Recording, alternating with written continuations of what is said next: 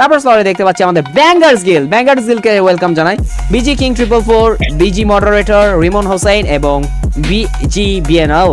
স্লটে দেখতে পাচ্ছি বিজি ব্যাঙ্গার্সের এগেইন আরেকটা স্লট ব্যাঙ্গার্সের, ও বা দুইটা slot, BG boss, BG Nayan, BG godex 10 1.0 and BG Banor 444। স্লটে কিন্তু আবার ব্যাঙ্গার্সের প্লেয়ার গুলো বেঁচে আছে, busy king, busy moderator Rimon Hossain এবং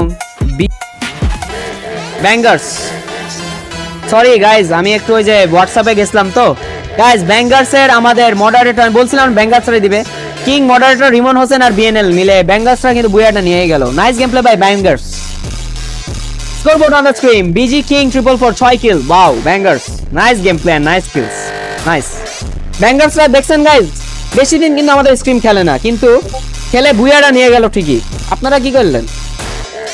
ব্যাঙ্গার্সের কিং 6 কিল, মডারেটর 3 6 7 8 9, রিমন হোসেনের 3 12, বিজি বিএনএল এর 2 14 কিল করে বুয়া এনে গেছে।